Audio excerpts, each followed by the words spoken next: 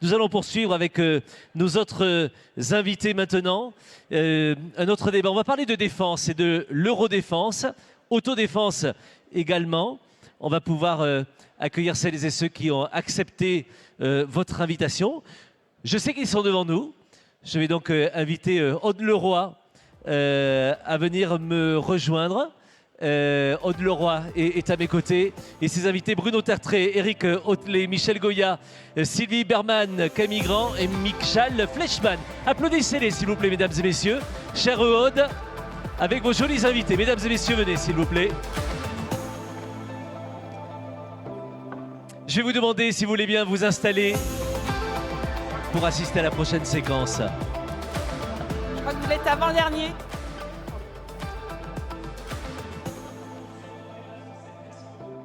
Aude, avec vos invités, nous vous laissons vous installer. Et pendant qu'on libère le devant de la scène pour poursuivre les débats ici, cher Aude Leroy, parlez-nous de Eurodéfense, autodéfense. Mais sait-on encore se défendre? C'est vous qui allez nous le dire. C'est un sujet forcément qui nous tient à cœur. C'est à vous, mesdames et messieurs, soyez les bienvenus.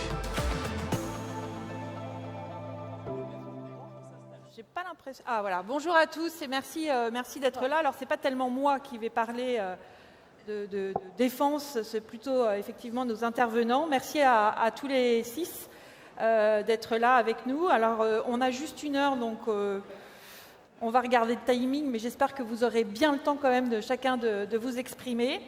Alors les dépenses militaires sur la planète ont doublé en 20 ans. On en est à peu près aujourd'hui à 2000 milliards de dollars, donc d'euros, puisque les deux monnaies se sont rattrapées.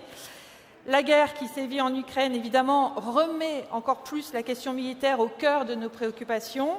Et donc c'est vraiment le moment de faire un point pour savoir où en est la France sur ce plan-là et plus ouvertement l'Europe. Alors aujourd'hui, ça fait donc 6 mois, quasiment tout juste, que l'Europe a été secouée par cette invasion russe en Ukraine. La guerre sur le sol européen, ça a été assez un choc, je crois, ressenti comme un choc.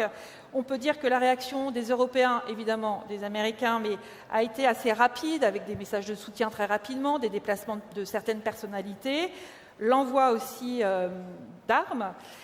Les rangs en Europe se sont resserrés, mais aussi au sein de l'OTAN, c'est ce qu'on va voir. Et on accueille récemment au sein de l'OTAN des pays comme la Finlande et la Suède. Ça s'est joué cet été. Je crois qu'ils sont 5, en fait. Ils étaient 5 à postuler donc, pour entrer, et c'est en train de se faire. Alors, on va démarrer tout de suite avec vous, Bruno Tertré. Donc, on voit un retour de ce qu'on pourrait appeler la Grande Guerre, en fait, en Europe, un peu comme ce qu'on a connu il y a 60, 70 ans.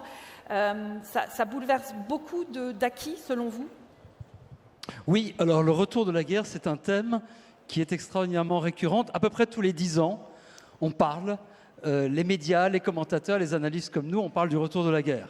Ça a été le cas en 91 avec la Yougoslavie, en 2001 avec l'Afghanistan, et puis 10 ans plus tard, la Libye, puis la Crimée. Donc tous les 10 ans, tiens, c'est le retour de la guerre. Ben non, la vérité, c'est que bien sûr, la guerre n'a jamais disparu, mais vous avez raison de le souligner, ce qui change là, c'est que c'est le retour de la Grande Guerre entre États sur le continent européen. Et c'est cette combinaison-là qui est nouvelle et qui nous a choqués, surpris d'abord, choqués ensuite, mais c'est aussi celle-là qui nous réveille. Et le retour de la Grande Guerre, ce que nous appelons entre experts la guerre symétrique, c'est-à-dire des armées conventionnelles, classiques, qui s'opposent en des combats qui parfois nous font penser aux 2 premiers conflits mondiaux. Et ce type de guerre, on l'attendait plutôt en Asie. Vous voyez, par exemple, entre Chine et États-Unis, Inde-Chine, Inde-Pakistan.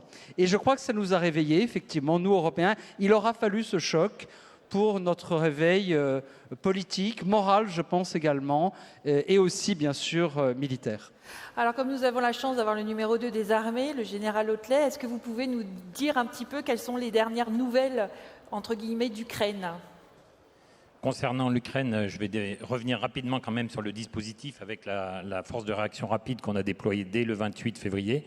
Un bataillon qui était en alerte et qui s'est déployé en moins d'1 semaine, ce qui est quand même une des capacités importantes que peu de pays sont capables de faire. Ensuite, on s'est appuyé, donc ce bataillon s'est transformé évidemment. On a intégré des Belges au début, puis aujourd'hui des Néerlandais. On s'est appuyé également sur un dispositif qui existait au sein de l'OTAN, qu'on appelle les dispositifs de réassurance, avec des patrouilles d'avions qui opéraient en Estonie. Donc ces patrouilles d'avions sont récurrentes. C'est des missions qui durent à peu près 4 mois. La dernière mission des Mirage 2000 s'est terminée fin juillet. Et donc une autre nation a pris derrière. Et on a également renforcé les dispositifs au sol. C'est la mission Lynx, où on a à peu près 200 militaires au nord, en Estonie, qui travaillent avec les Britanniques. Voilà. En parallèle de toutes ces actions de déploiement de force qui ont été assez rapides, on a évidemment soutenu les efforts des Ukrainiens avec des cessions de matériel. Mais ces cessions d'équipement sont des cessions qui n'ont pas toutes été rendues publiques, mais qui, avec l'approche française, qui est une approche de capacité, c'est-à-dire que les équipements qu'on a donnés ont formé également les Ukrainiens pour employer ces équipements, ce qui donne l'efficacité des équipements qu'on peut donner. Voilà à peu près ce qu'on a fait en termes de dispositifs. Aujourd'hui, le dispositif s'est renforcé. Les prochaines étapes, eh bien, ça va être la poursuite de la négociation, enfin de l'observation de la négociation sur le terrain. Et évidemment, les réflexions stratégiques sont partagées à un niveau supérieur à celui qui est présent ici. Avant qu'on aborde le sujet des nouvelles menaces, attendez, gardez le micro parce que je me demandais est-ce que ce que fait la France est suffisant pour l'Ukraine par rapport à d'autres pays, parce que j'ai vu un très intéressant diagramme comme quoi on est le 20e contributeur en termes d'aide à l'Ukraine. Alors c'est pas cool pour vous ce genre de questions parce que vous êtes militaire et pas politique, mais est-ce que la France fait assez ? Alors, la France, je pense qu'il ne faut pas comparer. Le problème, c'est toujours regarder une partie de ce qui est fait. Là, je vous ai parlé du dispositif militaire qui a été déployé. En parallèle de ça, il y a des sessions qui ont été faites, plus des formations qui ne sont pas toutes déclarées puisque c'est certaines missions sensibles.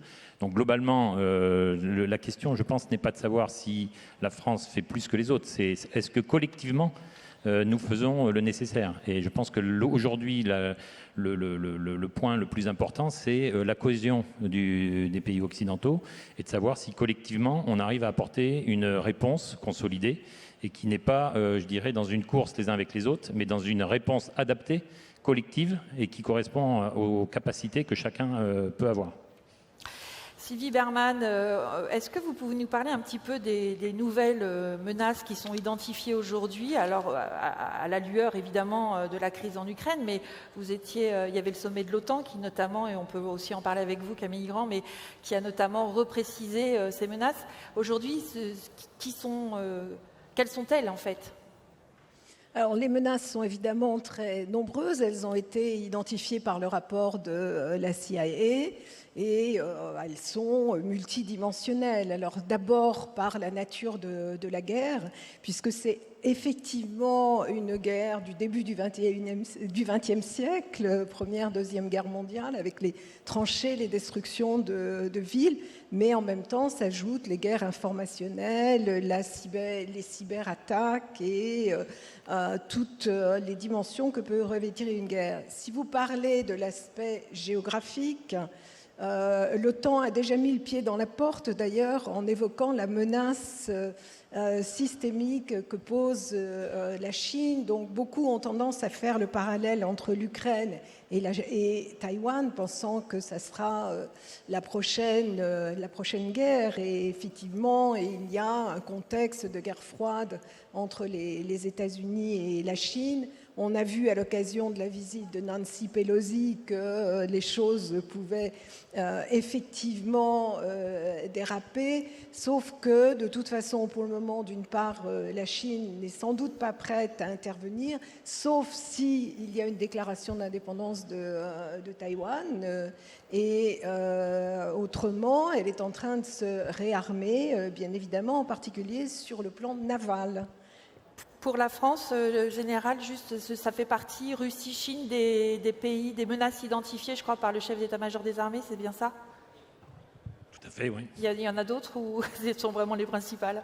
Alors, quand on regarde les nouvelles menaces, en fait, on a une approche un peu différente qui est en fait une évolution selon 3 axes. La première, c'est la désinhibition de l'emploi de la force, c'est ce qu'on a vu en Ukraine.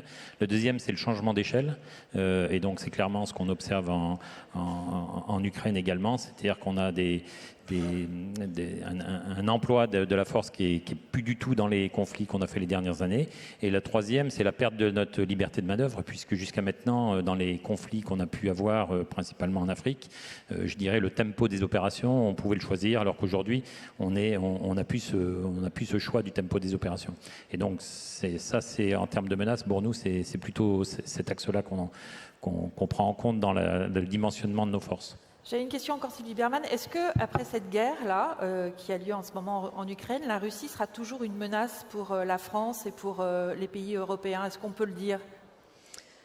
C'est évidemment difficile de répondre à cette question. Je crois qu'en Europe, il y a une certaine division aussi entre les pays de l'Est qui ont souffert de la domination soviétique, qui sont proches des frontières, et d'autres pays qui sont les anciens membres et qui ne l'aperçoivent pas de cette manière. Je pense que la guerre qui a été déclenchée en Ukraine est plutôt une guerre du passé d'une certaine manière et qui a été initiée par la frustration de Vladimir Poutine. C'est quand même aussi la guerre d'un homme, pas à cause de l'amputation de l'Ukraine, parce qu'il considérait que ça devait continuer à faire partie de la Russie ou que la Russie devait continuer à avoir un droit de regard sur l'Ukraine. Je pense que c'est plus ça qu'une menace qui pèse véritablement sur les Européens. Pour lui, c'est une guerre civilisationnelle, entre guillemets. Bruno Tartré, Oui. je vous ai vu hausser les sourcils. Non. En tout cas, je suis heureux de pouvoir contribuer à ce débat. C'est une très bonne question. Je n'ai pas forcément une réponse très différente de celle de Sylvie Berman, mais je crois que lorsque l'on dit aujourd'hui la menace est là, il faut absolument augmenter les budgets militaires, oui, on a beaucoup de raisons de recapitaliser l'outil de défense, oui, mais pas forcément parce que la Russie veut manger toute l'Europe. Vous voyez, personne ne sait comment la Russie va sortir dans 5 ans, dans 6 mois, dans 5 ans. Je ne suis pas en train de vous dire que je pense que la guerre d'Ukraine va durer 5 ans. Oui, j'ai bien compris. Mais, Mais déjà, il y a personne 6 ne mois. sait comment elle va en sortir. Ouais. Le scénario le plus probable est qu'elle soit affaiblie, mais qu'elle soit toujours un problème stratégique pour l'Europe. On peut être un problème stratégique pour l'Europe sans être une menace immédiate pour l'ensemble de l'Europe occidentale. Qu'elle soit considérée comme une menace militaire potentielle immédiate par les voisins immédiats de la Russie, oui, 100 fois oui. Si nous étions estoniens ou polonais, nous raisonnerions probablement différemment. Mais je crois qu'il faut que le raisonnement soit un peu plus fin, parce que je ne suis pas du tout sûr que le scénario central pour nos armées dans les années qui viennent doive être celui d'un retour au scénario de type guerre froide. Il est possible que la Russie en ressorte complètement isolée et affaiblie. Ça ne veut pas dire qu'elle ne sera plus un problème stratégique. Et en tout cas, dans tous les cas de figure, il faut pouvoir rassurer nos voisins, amis et alliés et, par ailleurs, bien sûr, contenir, dissuader toute tentation future de la Russie de s'en prendre à un voisin européen, naturellement. Vous vouliez dire un mot, Sylvie Juste Berman en un mot, bon, c'est les lois de la guerre, c'est si vis pacem parabellum. Oui. Si tu veux la paix, tu prépares la guerre. Et je crois qu'effectivement, cette invasion a été un électrochoc et il est tout à fait normal pour les Français et pour les Européens de se préparer et d'être en mesure de se défendre. Camille Grand? Non, je crois que la transformation fondamentale qu'on a observée à l'OTAN, c'est finalement le retour de l'hypothèse d'un conflit majeur en Europe. Certes, une hypothèse qui n'est pas la plus probable, Dieu merci, et on n'est pas dans un scénario où la Russie n'a d'ailleurs pas démontré une capacité à envahir l'Europe, elle a du mal à occuper l'Ukraine, mais elle a montré une capacité et une volonté d'utiliser les moyens de la force dans sa forme la plus de haute intensité dans un conflit majeur en Europe, ce qui est une nouveauté très significative. Moi, la manière dont je décris les choses pour essayer de poser des mots sur ce qui s'est passé en février cette année, c'est que c'est un changement stratégique comme il s'en passe un tous les 20 ans, qui est de la même ampleur que le 11 septembre en réalité pour les Européens. C'est-à-dire quelque chose qui ouvre les yeux sur la réalité d'un risque de conflit majeur, sur la nécessité de prévenir ce risque de conflit majeur en ayant des capacités militaires permettant de signaler à la fois notre résolution, mais aussi notre capacité à réagir si les choses devaient escalader ou déraper. Donc ça, c'est vraiment la première chose. Évidemment, dans le reste du monde, des sujets persistent, que ce soit le terrorisme, les risques de déstabilisation du continent africain ou du Moyen-Orient, ou évidemment tous les scénarios asiatiques qui étaient évoqués à l'instant.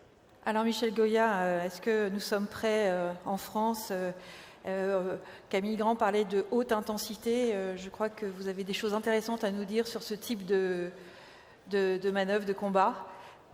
Non, intéressante, je ne sais pas, mais je pense qu'il faut raisonner en termes de période stratégique. Une armée, elle est destinée à agir au service d'un État dans le cadre de règles du jeu données, d'une période donnée.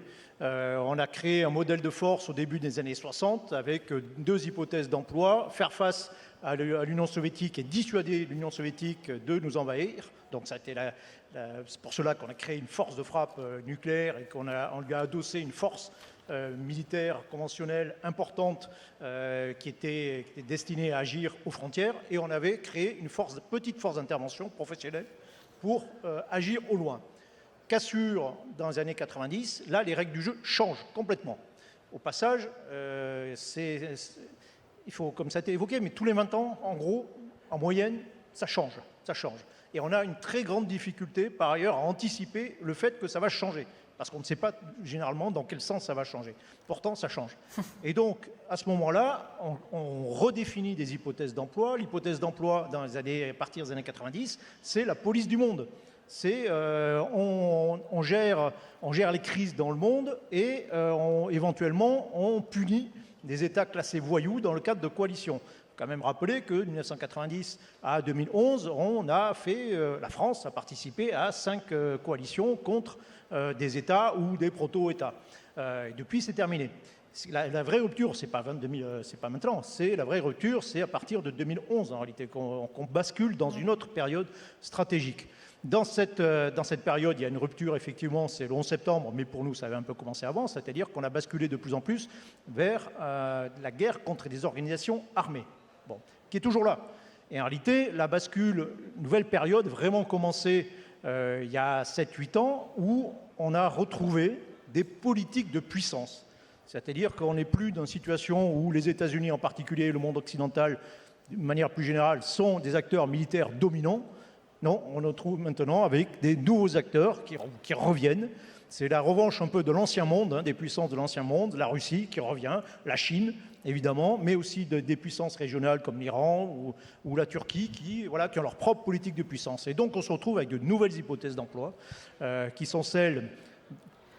Moi, paradoxalement, je pense que la probabilité que l'armée française se trouve engagée dans un conflit d'intensité a diminué. En revanche, on se trouve forcément... Depuis quand ? Depuis, je vous dis, la dernière fois qu'on a attaqué un État, nous Français, c'était la Libye en 2011. Ouais. Voilà. C'est pour ça que vous pensez que ce concept est un peu contestable ? Je pense... Non. On ne sait pas de quoi l'avenir ça fait. Vous savez, le 14 juillet 1990, je préparais le défilé, et puis le chef d'état-major de l'armée de terre vient nous voir, on discute, il nous dit, regardez, on a un super modèle d'armée, on a une dissuasion qui nous empêche d'être envahis, on a une petite force d'intervention, 3000 hommes qui peuvent être engagés n'importe où, et puis hop, 2 semaines après, patatras, l'Irak a envahi le Koweït, et là on nous dit il faut faire la guerre à l'Irak. Une hypothèse qu'on n'avait jamais envisagée une seule seconde. Pourquoi ? Parce que le contexte avait complètement changé, c'était devenu possible. Et donc ce que je veux dire, c'est que on doit faire face à des situations de confrontation. La confrontation, c'est comme la guerre, mais c'est pas sans la guerre, sans les combats. C'est ce qui se passe avec la Russie actuellement. Nous sommes en confrontation avec la Russie, c'est-à-dire qu'on fait pression l'un sur l'autre de toutes les manières possibles, mais sans s'affronter directement, parce que des puissances nucléaires ne s'affrontent pas directement, ou alors un tout petit peu. Mais ça va pas plus loin. Mais pour ça, il faut être fort, en réalité, pour faire pression sur l'autre, pour être dissuasif, comme ça a été évoqué, pour aller sur la frontière de l'Europe et dissuader la Russie d'attaquer, il faut être militairement fort. Ce qui ne veut pas dire que la probabilité d'emploi a augmenté, non, mais la nécessité d'avoir plus de moyens, oui, elle a augmenté considérablement. Ah oui, alors général, justement, je me retourne à nouveau vers vous, parce que est-ce que les armées françaises sont taillés pour. Je lisais récemment que l'artillerie ukrainienne avait consommé plus de 5000 obus. C'est Kiev qui dit ça. Et nous, il paraît qu'on a un problème de munitions. Donc, est-ce que vous pouvez nous éclairer sur cet angle-là? Est-ce qu'on a ce qu'il faut? Alors oui, on est prêt. Forcément, on est prêt. Si on doit y aller, on sera prêt. Ce qui est important, c'est ce qui vient d'être souligné par le colonel Goya, c'est le changement de contexte et la capacité d'adaptation de notre modèle, donc qui est en cours. Ce qu'il ne faut pas oublier, et je pense que ça, on pourra en reparler un petit peu après, mais c'est tous les efforts et la relance qui a été faite par la LPM courante. On ne découvre pas en fait le changement de contexte. Aujourd'hui, oui, ça a été confirmé le 24 février, mais beaucoup de think tanks l'avaient signalé. Le chef d'état-major avait, dans sa vision stratégique qui a été publiée en septembre, avant le 24 février, changé justement le paradigme. On était dans le triptyque compétition, contestation, affrontement, et on était dans une adaptation de notre modèle et la prise en compte progressive justement de ce retour à la haute intensité. Donc notre modèle s'est adapté, il faut le poursuivre. Et derrière, aujourd'hui, on a été capable, comme je vous l'ai précisé, on a été capable de mettre les forces.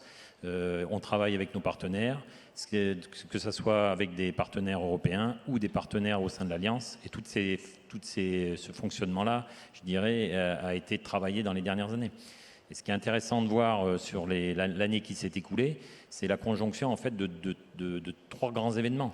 On était dans l'année de la présidence française de l'Union européenne, la production de la boussole européenne, avec des initiatives assez intéressantes et une cohésion européenne quand même où on est arrivé à un niveau assez haut, des outils au profit de l'Europe qui ont été mis en place, comme le Fonds européen. Donc toutes ces choses-là ont été mises en place. Deuxième axe qui était important, c'était le nouveau concept stratégique de l'OTAN qui se faisait en parallèle.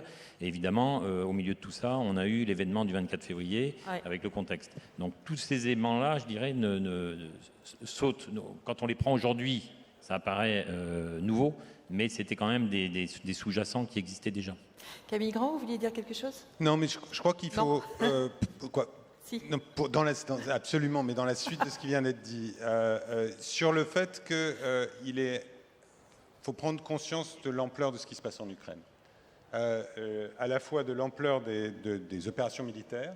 Vous disiez 5000 obus, c'est 5000 obus par jour qui sont tirés par les Ukrainiens, ce qui représente seulement une fraction de ce qui est tiré par les Russes. Donc on est dans des proportions de guerre qu'on n'a pas vues en Europe depuis 1945 et probablement sur très peu de théâtres d'opération, peut-être en Corée ou ce type de combat. Donc on est vraiment dans quelque chose... Le mot haute intensité peut être un peu trompeur parce que, comme le rappelle souvent Michel Goya, la haute intensité, quand on est sous le feu, elle est visible immédiatement, même si on est un peloton déployé en Afghanistan. Mais là, c'est à l'échelle de l'Ukraine, c'est des dizaines de milliers d'obus qui sont tirés tous les jours par les deux belligérants, ce qui veut dire des formes d'économie de guerre qu'on n'a pas connues dans le monde récent, d'une part, et d'autre part, des pertes qui sont d'une extrême violence. Sans donner des secrets, les estimations de pertes russes, notamment au début du conflit, c'est presque 1000 hommes par jour. 1000 hommes par jour, c'est la moyenne française pendant la Première Guerre mondiale. Donc c'est juste pour mettre les choses en perspective. On est dans une guerre d'une extrême violence, certes cantonnée à l'Ukraine, etc., mais avec beaucoup de victimes civiles, beaucoup de destruction et beaucoup d'usage de moyens militaires. Encore une fois, comme on n'en a pas vu depuis 1945 en Europe et très rarement vu sur d'autres théâtres de conflit. Alors plus que jamais, on a besoin de la solidarité européenne. Michel Fleischmann, vous êtes donc ambassadeur de la République tchèque en France. C'est votre pays en ce moment qui assure la présidence tournante de l'Union européenne. Est-ce que vous pourriez nous dire un petit peu rapidement quelles sont les priorités de votre présidence? Votre Premier ministre a défini 5 priorités, notamment le renforcement des capacités de défense européennes et du cyberespace. C'est bien ça? Est-ce que vous pourriez nous les détailler un petit peu rapidement? Enfin, rapidement. Prenez votre temps quand même. D'un seul mot, les priorités de la présidence tchèque du Conseil de l'Union européenne, c'est l'Ukraine. C'est l'Ukraine, c'est la défense de l'Ukraine, c'est l'aide à la migration et puis la reconstruction de l'Ukraine. Ce sont les points principaux. Suivent d'autres points, bien sûr, mais je vais parler... je ne vais pas les énumérer tous. Je voulais simplement dire une chose. Je suis très heureux de pouvoir entendre ici, sur ce plateau, vous parler de la guerre. Moi, je vois une attaque de la Russie, une attaque de l'Ukraine, une attaque contre l'Europe et une attaque contre le monde entier. C'est une guerre globale que mène la Russie, non seulement contre l'Ukraine, non seulement contre l'Europe, mais contre le monde entier, et c'est ainsi qu'il faut l'entendre. Maintenant, ce côté un tout petit peu condescendant que nous réagissons polonais, tchèques, réagissons rapidement et de manière vive par rapport à l'agression de l'Ukraine, il n'y a pas de condescendance là. C'est vraiment, il n'y a aucun ressentiment du passé. Nous sommes dans une réalité quotidienne d'une attaque contre nos valeurs, contre l'Union européenne et contre le monde entier. Et c'est là-dessus qu'il faut se défendre. Je peux vous rappeler, tout simplement, sans faire d'anachronisme, qu'à Munich en 1938, la France et l'Angleterre ont abandonné la Tchécoslovaquie et tiens, quelques mois plus tard, les Français étaient tout étonnés de voir des chars fabriqués en Tchécoslovaquie attaquer la France. J'aimerais que ça ne revienne pas. Donc j'apprécie énormément que l'armée française, les armées européennes s'engagent du côté du flanc est de l'OTAN et qu'il y ait ce travail entre l'OTAN et l'Union européenne pour défendre les frontières avec l'Ukraine contre l'attaque russe. Mais en Europe, est-ce qu'on est capable, enfin, est-ce qu'on peut se défendre entre guillemets seul, parce qu'on a toujours l'ombre des Américains au-dessus de nous là. Bruno Tertrais, vous dites que en Europe, on est drogué à l'appareil de défense américain, c'est ça? Alors, vous utilisez deux mots très forts, le mot ombre et le mot drogué. Ah. Alors, c'est pas du tout la manière dont la majorité des Européens voient les États-Unis. Vous parlez du nombre, mais c'est surtout... alors là, je parle en tant que perception générale, mais il y a des faits. Les faits, c'est que, premièrement, si les États-Unis n'étaient pas là aujourd'hui, nous serions beaucoup plus vulnérables, nous, Européens, collectivement, à des provocations militaires russes. Nous serions beaucoup plus tentants comme proie pour la Russie. C'est un fait, à mon sens.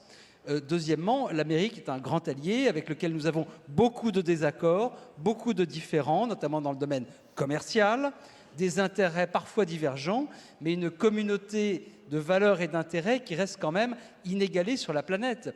Et cette réalité, ça n'est pas une drogue, ça n'est pas une ombre.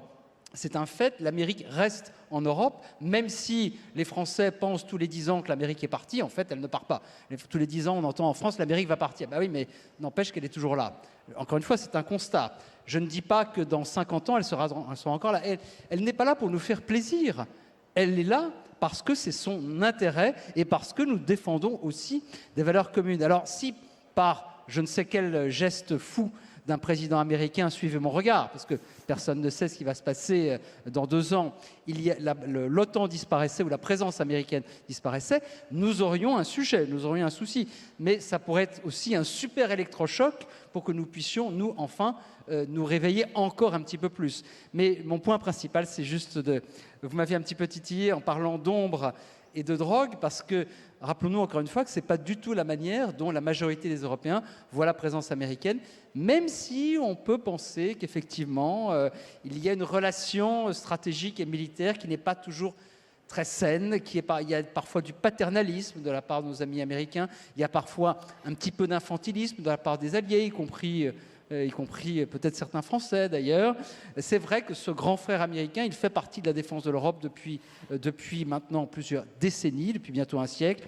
C'est comme cela, et je crois qu'il vaut mieux essayer de trouver des terrains d'entente avec les États-Unis pour défendre des intérêts et des valeurs communes, plutôt que gloser à l'infini sur le fait de savoir si l'Amérique est un partenaire fiable ou pas. Alors quand je parlais de drogue, de l'appareil, qu'on était drogué à l'appareil de défense américain, je parlais des 60% des acquisitions militaires européennes qui allaient aux Américains. C'était dans ce sens-là, mais je suis ravie de votre réponse. Sylvie Berman, la solidarité européenne, ça y est, elle est partie. Enfin, ou c'était le petit coup de pouce qu'il fallait en plus, ou il n'y a pas besoin finalement? Alors, je crois d'abord, en ce qui concerne les États-Unis et l'OTAN, que grâce à Vladimir Poutine et à cette guerre, effectivement, les Américains, qui avaient annoncé leur intention de se désengager de l'Europe pour se tourner vers le Pacifique, finalement ont maintenu et même renforcé leur présence, puisqu'il y a aujourd'hui 100 000 soldats américains,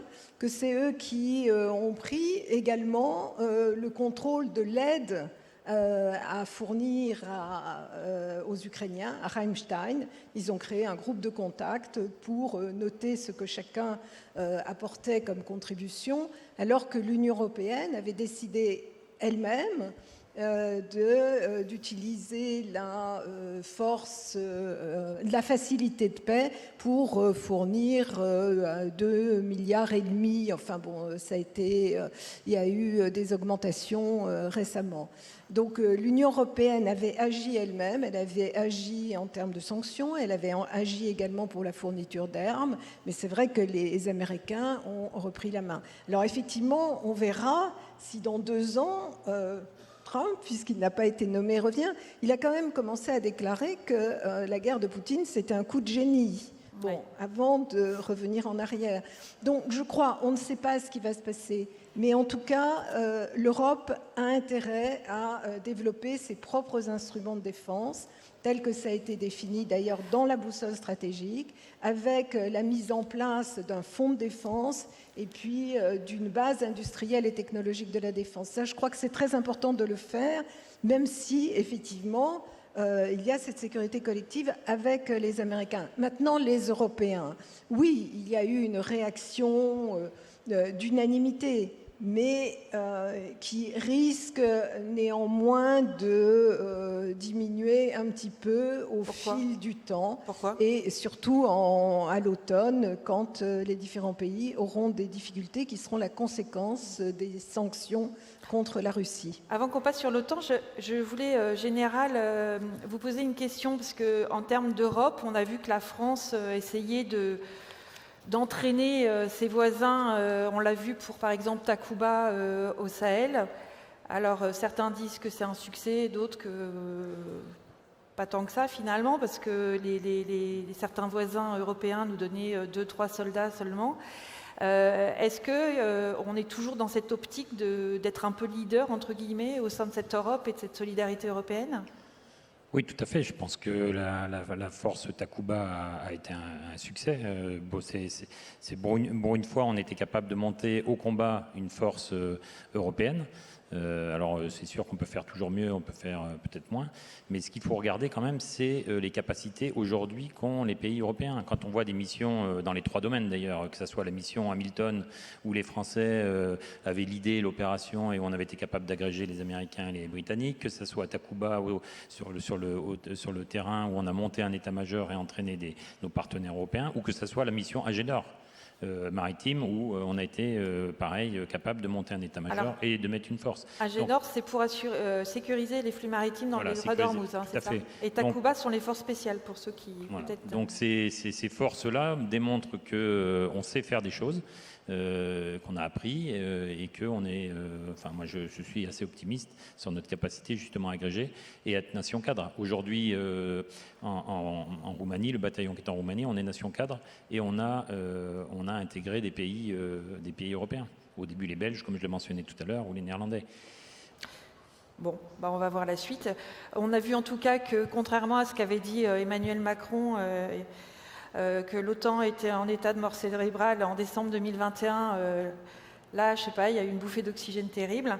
Camille Grand, l'OTAN, on peut dire qu'elle est revenue au premier plan ou est-ce qu'au niveau de l'OTAN, pour rester dans la thématique du débat, sait-on encore se défendre, toujours se défendre et comment ? Alors, l'OTAN, ce qui est finalement la bonne nouvelle, c'est que la réaction collective des alliés, des 30 pays de l'OTAN, et il y a sur le milliard d'habitants couverts par l'OTAN, il n'y en a que la moitié qui sont dans l'Union européenne. Donc on est dans quelque chose où on prend bien en compte cette dimension à la fois transatlantique, mais aussi d'un certain nombre de pays européens qui ne sont pas membres de l'Union européenne. Ce qui est très intéressant, je trouve, dans ce qui s'est passé dans les 6 derniers mois, c'est qu'on est dans une sorte de prolongement d'une série de décisions prises en 2014, après la Crimée. Et donc, où on a un dispositif qui s'est renforcé en termes de réactivité, en termes de montée en puissance des dépenses militaires, en termes de remontée en puissance des appareils militaires, et qui a permis la réactivité que le général Hautelet a souligné tout à l'heure, au moment où il a fallu déployer rapidement des forces, et on a aujourd'hui un dispositif beaucoup plus robuste sur le flanc oriental de l'Europe et qui rend l'OTAN effectivement attractif pour ses alliés. Alors c'est une attractivité qui n'est pas contre, hein. D'ailleurs on voit que la coordination avec l'Union européenne, la coordination avec tous les États partageant la même préoccupation face à l'agression russe en Ukraine a été plutôt réussie. Mais on voit l'OTAN qui revient d'une certaine manière, qui est revenu progressivement à ses fondamentaux, après 20 ans de gestion de crise, de déploiement en Afghanistan, ou sur des théâtres d'opération qui étaient hors zone, comme on dit dans le jargon de l'Alliance Atlantique, pour se concentrer sur sa fonction première, qui est la défense du continent européen, et d'éviter que qu'un centimètre du territoire de l'Alliance ne soit menacé par, d'ailleurs volontairement ou involontairement, ça peut être une escalade non maîtrisée, notamment dans le cadre du conflit en Ukraine. Et ça permet deux choses, c'est-à-dire d'une part effectivement une OTAN qui reprend de la centralité dans nos politiques de défense, ce qui est naturel, mais ce qui est, je dirais, là il y a un petit tropisme français. Pour la plupart de nos alliés, l'OTAN a toujours été l'outil central de leur politique de défense. Et ensuite, qui peut se concentrer sur cette mission de dissuasion et de défense de l'ensemble du territoire européen, depuis le Grand Nord, depuis l'Arctique, jusqu'à la Méditerranée, et avec un outil qui est beaucoup plus réactif, beaucoup plus solide, et qui continue d'ailleurs à se moderniser. C'est le cœur des décisions prises au sommet de Madrid en juillet dernier par l'ensemble des chefs d'État et de gouvernement. Et enfin, on voit l'attractivité, et là ça c'est un point intéressant, et effectivement avec les processus d'élargissement engagés pour la Suède et la Finlande, où on a deux pays nordiques majeurs, qui sont des pays sérieux en matière de défense, qui disent on ne peut pas se contenter d'un partenariat avec l'OTAN, on veut être membre à part entière dans ce contexte stratégique pour bénéficier de la garantie offerte par l'article 5 du traité, c'est-à-dire cette solidarité absolue entre les alliés dans l'hypothèse d'une crise. Et ça marque ce changement, je dirais, symboliquement, avec ce processus d'adhésion accéléré de deux pays européens importants. Vous êtes sur la même ligne, Michel Goya ? L'OTAN, c'est l'organisation, c'est l'alliance militaire qui fonctionne le mieux dans le monde, tout simplement, en termes de fonctionnement. Le problème majeur de l'OTAN, en réalité, c'est un problème politique. C'est l'importance et le poids des États-Unis dans cette alliance et qui en font de fait un instrument aussi d'influence très fort de la part des Américains. Mais c'est aussi de notre faute. Si la France faisait le même effort de défense que les États-Unis en termes de pourcentage du PIB, notre budget de défense, il ne serait pas de 40 milliards d'euros, il serait de 92 milliards d'euros. Et notre poids serait quand même beaucoup plus large dans les événements d'une manière générale. On ne serait pas le 20e contributeur, en fait c'est le 13e, mais contributeur militaire à l'Ukraine, par exemple. Mais c'est parce que nous avons accepté, c'est parce que nous avons désarmé en réalité. On parlait des moyens, en réalité non. Depuis 1990, on a divisé par 2 notre effort de défense et on a divisé par 4 nos capacités réelles militaires. On a abandonné.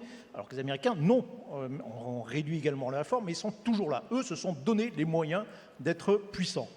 Et donc on peut se plaindre à tout moment qu'on dépende techniquement parfois d'eux pour certaines choses, que dans beaucoup de pays européens dépendent d'eux, effectivement, concrètement, mais c'est parce que nous l'avons voulu.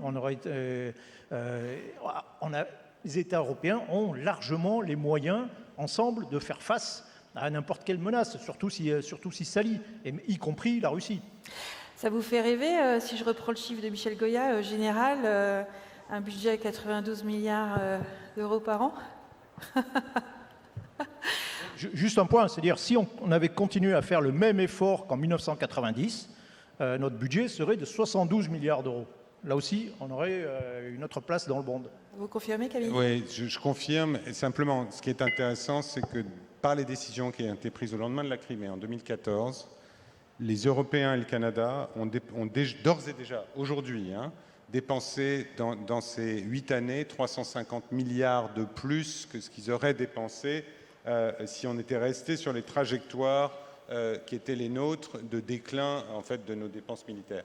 Donc on est sur quelque chose où en 2014, 3 pays en Europe étaient 3 pays dans l'Alliance Atlantique étaient à 2%. Les États-Unis, la Grèce et le Royaume-Uni. Aujourd'hui, on est à plus d'une dizaine et on pense que l'an prochain, on sera à près d'une vingtaine. Donc on voit que cet effort paye et que le réinvestissement des Européens... De toute manière, les choses sont, je dirais, basiques, comme dirait mon fils. Les Russes ont augmenté leur effort de défense de 300% dans les 20 dernières années. Dans la même période, les Européens ont été à peu près plats avec en gros 20%. Sylvie Berman? Oui, mais ce qui est intéressant, c'est que c'est vrai qu'on a des armées, c'est vrai que les Allemands refusaient de s'armer, mais si on additionne les budgets de défense de tous les pays européens, c'est supérieur au budget de défense chinois. Donc on aurait les moyens si on avait les instruments. Mais autre remarque, pourquoi la Russie ne s'attaque pas aux pays européens? À cause de l'article 5 de l'OTAN. Mais l'article 5, si on le lit bien, il n'y a pas d'obligation à intervenir. C'est tous les moyens en cas d'attaque contre un pays, on considérera que c'est une attaque contre tous les membres de l'OTAN, mais on utilisera les moyens qu'on estimera nécessaires.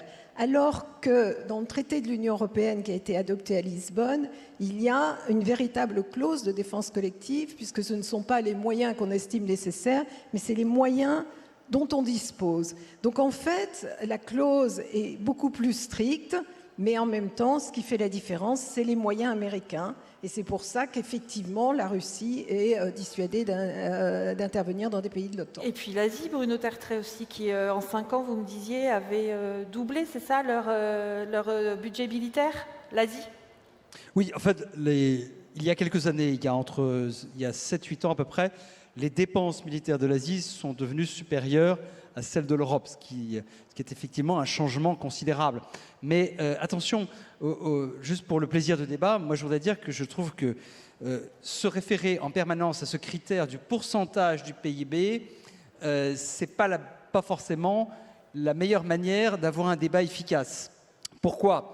Vous voyez bien que quand le PIB augmente, bien sûr, les crédits de défense, le pourcentage du budget de la défense diminue, alors qu'à l'inverse, comme on l'a vu par exemple pendant la crise du Covid, alors là, tous les pourcentages sont montés. Pourquoi ? Parce qu'on était en contraction du PIB à peu près dans tous les pays occidentaux.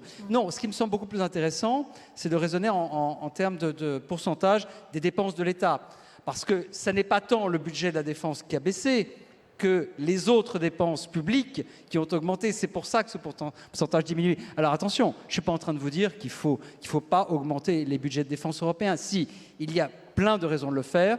D'abord, première raison, pouvoir agir et intervenir sans les États-Unis si nécessaire.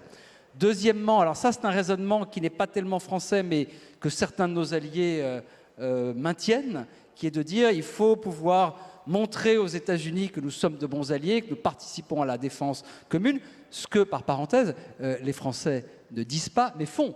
Parce que nous, justement, quand on est sorti de l'organisation militaire intégrée pendant quelques décennies, on en a profité pour construire un outil de défense qui, justement, par son autonomie, était aussi un apport militaire important à la défense commune de l'Alliance Atlantique. Et troisième raison, se prémunir contre un éventuel retour d'une personnalité de type Trump.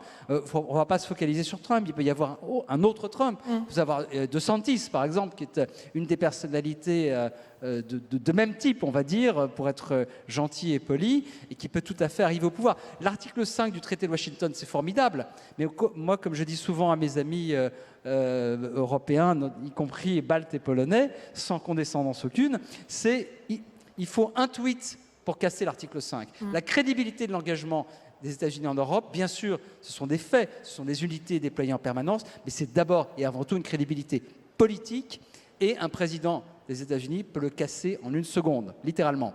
Donc soyons prêts quand même aussi à de telles éventualités, même si elles ne sont pas les plus probables.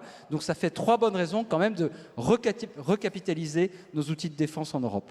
Comme on parle budget, en ce moment, en général, vous êtes sur un sujet intéressant puisque le 13 juillet dernier, le président de la République a annoncé qu'il y aurait une nouvelle loi de programmation militaire qui va arriver un peu plus vite que prévu finalement, puisqu'elle doit être présentée au Parlement en janvier.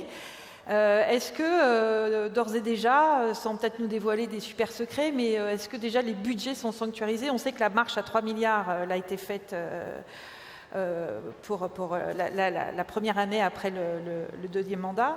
Mais qu'est-ce que vous pouvez nous dire sur cette loi de programmation militaire qui s'annonce? Alors sur les déclarations du président de la République le 13 juillet, effectivement, il a demandé à ce qu'on revoie la loi de programmation avec un objectif de pouvoir proposer un document à partir du mois de janvier. Donc évidemment, nous avons comme débuté les travaux. Quand je dis débuter, c'est des travaux qu'on avait déjà préparés, hein, c'est des réflexions qu'on a en interne, qui s'appuyaient principalement sur la nouvelle vision stratégique du CEMA, sur le rétexte qu'on a pu faire des différentes opérations, puisqu'on parle beaucoup de l'Ukraine, mais il y a une opération qu'on n'a pas trop regardée, qui est Barkhane, sur laquelle on s'est réorganisé. Et donc tous ces enseignements, l'approche de la vision stratégique faisait qu'on avait commencé à réfléchir pour voir les réorientations nécessaires. Et puis le troisième point qu'il faut prendre en compte, c'est toutes les nouvelles conflictualités, guerre informationnelle, domaine numérique, des travaux d'ailleurs qui sont conduits au sein de l'Europe, de l'Union européenne, pardon, et de l'OTAN. Donc ces travaux sont en cours. Je ne vais pas pouvoir évidemment vous dévoiler des choses qui sont préparées pour nos autorités politiques et qui vont nous donner des cadrages, évidemment, et choisir dans les options qu'on leur proposera. Ce qui est important quand on parle de budget, je pense que les 2%, et je rebondis un peu sur la question précédente, c'est qu'est-ce qu'on en fait? En fait, quand on regarde dans les pays de l'OTAN, il y a des répartitions qui sont différentes dans les budgets de défense. Il y en a qui consacrent beaucoup, je dirais, au T2, aux ressources humaines, qu'on consacre beaucoup moins à l'investissement. D'autres pays qui vont investir dans la recherche et développement, ce qui est principalement le cas de la France, où il y a des budgets assez importants dans ce qui est recherche et développement et dans tout ce qui est équipement. Et cette répartition-là, elle est quasiment aussi importante que le pourcentage qu'on peut donner au budget. Et ça, c'est des choses, c'est des indicateurs qui avaient été proposés d'ailleurs à l'OTAN pour qu'on puisse bien identifier ceux qui investissaient dans les nouveaux équipements et qui ne faisaient pas que de profiter ou investir sur les matériels américains.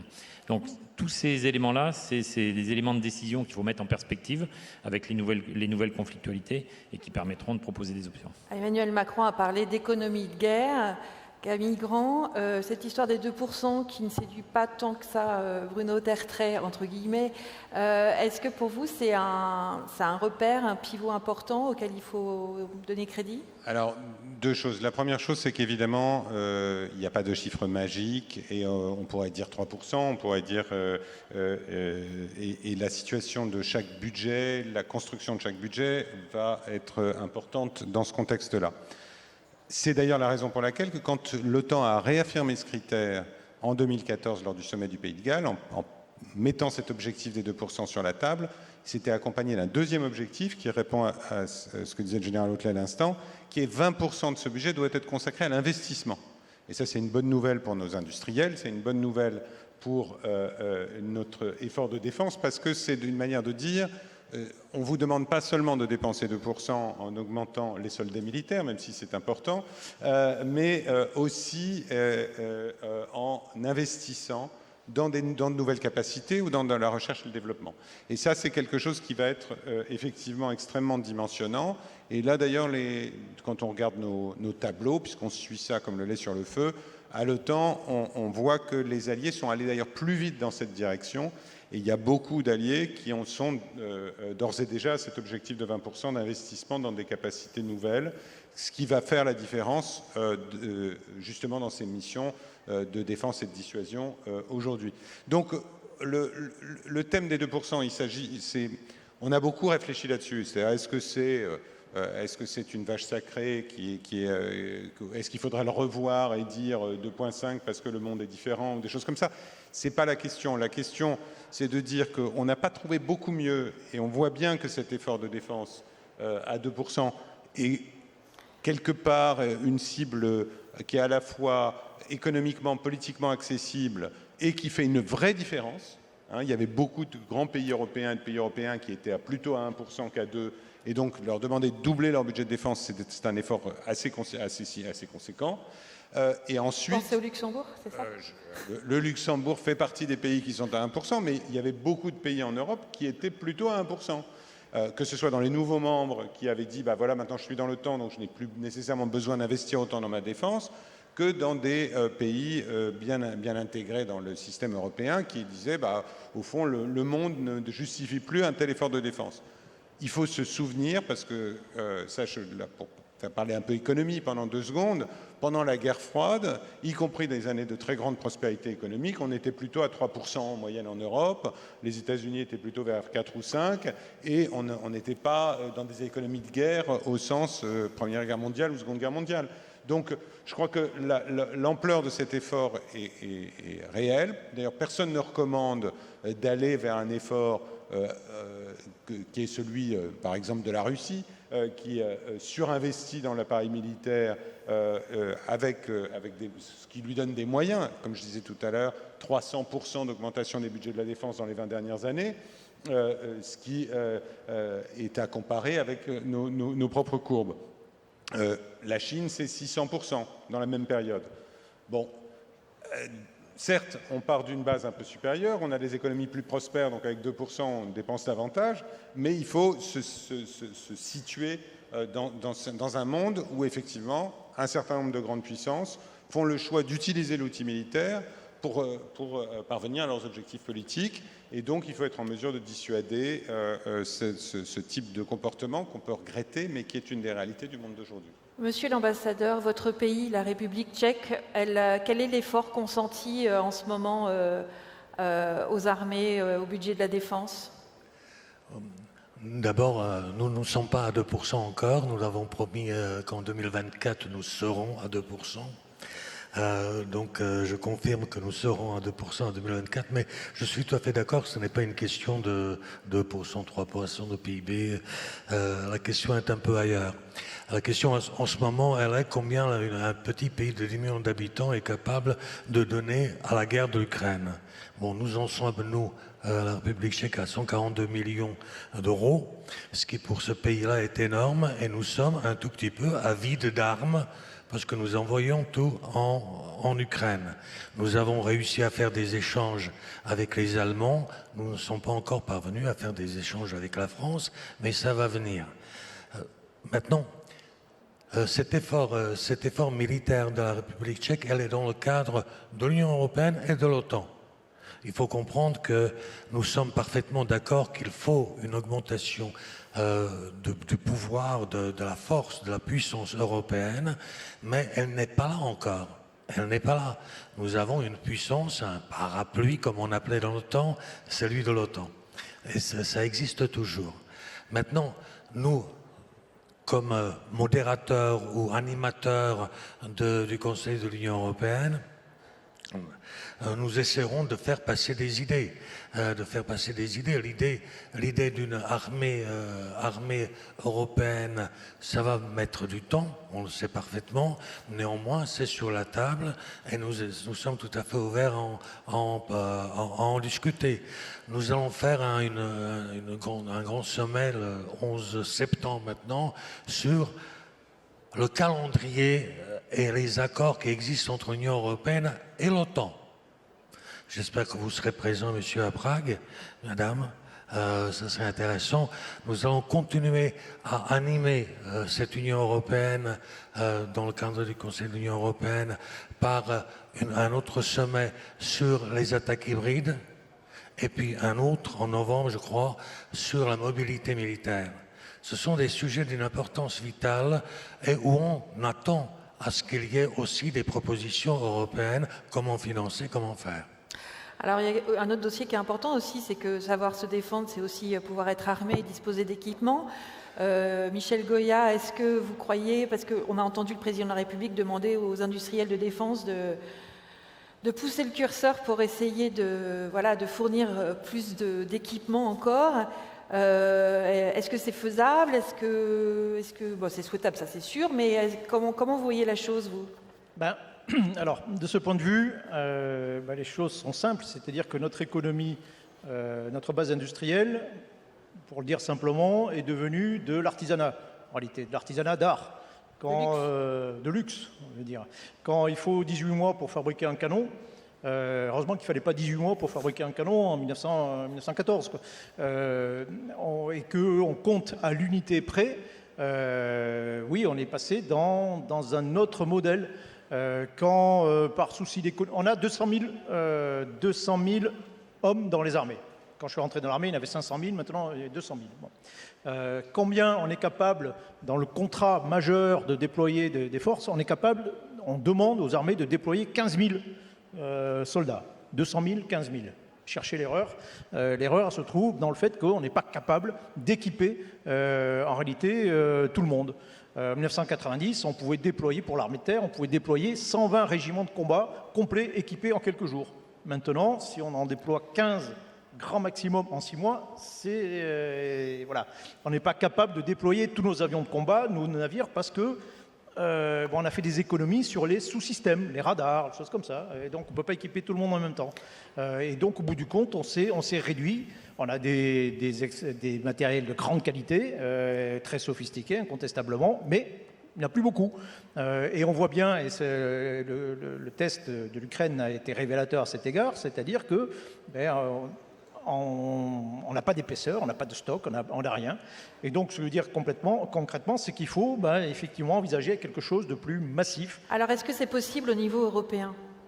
Parce qu'on voit bien qu'il y a certains programmes qui ont été lancés en bilatéral ou en plusieurs pays, je pense notamment à l'avion du futur. Est-ce que là, on a un créneau au niveau européen pour unir les industries ou pour se dispatcher les équipements? C'est à moi que vous posez la question? Oh, non, Camille Grand, Sylvie Berman, allez-y, je vous en prie, Bruno Cartret. La coopération en matière d'armement est toujours un exercice complexe parce qu'il faut savoir qui va être le leader, qui est le plus compétent pour le faire. Il y a des enjeux aussi bien économiques que financiers que militaires. On voit aujourd'hui, je crois que le fond de l'histoire, c'est qu'on doit avoir une conversation. Moi, il se trouve que je préside quelque chose qui s'appelle la conférence des directeurs nationaux de l'armement de l'OTAN.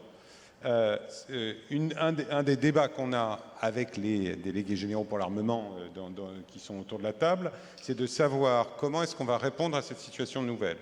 Et effectivement, répondre à cette situation nouvelle, c'est faire en réalité 3 choses à la fois, qui sont honnêtement combler des trous en stock de munitions, en pièces détachées, en capacité pour avoir des forces armées plus réactives et plus capables de se déployer dans des délais très courts. On a beaucoup progressé dans ce domaine, mais il faut continuer à avancer parce que justement la situation géostratégique l'exige. Deuxièmement, sans doute regagner, et ça c'était le point de Michel Goya, un peu de masse, et ça va être un sujet, parce que c'est vrai que nos armées, en Europe en particulier, ont eu tendance à se réduire tout en étant des armées qui voulaient couvrir l'ensemble du spectre, mais qui avaient de moins en moins d'avions, de moins en moins de chars, de moins en moins de canons, etc. Et puis enfin, et c'est là qu'il ne faut pas tomber dans le piège de ce qu'on appelle la rusticité ou le côté revenons en arrière, regardez les Russes, c'est formidable, etc. Ça n'est pas formidable ce qu'ils font, ils se débrouillent assez mal en réalité. Donc de garder cet effort de modernisation et de dire nous souhaitons être à la pointe de la technologie. Et en réalité, il faut faire ces 3 choses. Moi, je ne pose pas ces 3 champs là-dessus. Et pour être à la pointe de la technologie, ce qui est intéressant, c'est effectivement des coopérations entre Européens, dans beaucoup de domaines, transatlantiques quand c'est utile et que c'est plus adapté, mais de travailler entre pays qui ont un besoin similaire pour développer, pour répondre à ce besoin. Il faut sans doute le faire mieux. Il y a des exemples dans le domaine de très belles coopérations, mais où finalement on fait tellement de versions d'un même hélicoptère que c'est comme si on faisait 17 hélicoptères différents. Donc il faut être un peu plus exigeant vis-à-vis de nous-mêmes, de manière à avoir un dialogue avec l'industrie qui permette de contenir les coûts aussi, ouais. Tout en gagnant en volume de commandes quitte à abandonner de temps en temps les exigences très spécifiquement nationales qui vont demeurer dans certains domaines. Par exemple, très souvent quand il y a des grands programmes en coopération, la France a des exigences liées à la dissuasion, pas pour la partie nucléaire, mais pour des avions de ravitaillement en vol ou des choses comme ça. Bien sûr qu'il faut, là on est au cœur de la souveraineté, mais pour le reste, de reconnaître qu'un équipement qui marche bien pour la Bundeswehr ou pour l'armée britannique, a priori répond aux critères qui sont ceux de la France et vice-versa. Et donc de permettre à ces coopérations qui ont donné de très beaux résultats et parfois ont rencontré des exercices beaucoup plus douloureux, d'être un multiplicateur de puissance plutôt que d'être un outil qui génère de la frustration entre les pays participants. Oui, il faudrait aussi que les Européens achètent plus à leurs voisins européens, Sylvie Berman, non ? Oui, quand Florence Parly, ministre des Armées, s'était rendue à Washington, elle avait dit que l'article 5 n'était pas l'article F-35. Or, c'est vrai que la plupart des États européens ont tendance à acheter sur étagère les avions américains. Mais c'est aussi effectivement parce qu'on a plusieurs types d'avions, plusieurs types de chars, et c'est ça qu'il faudrait rationaliser.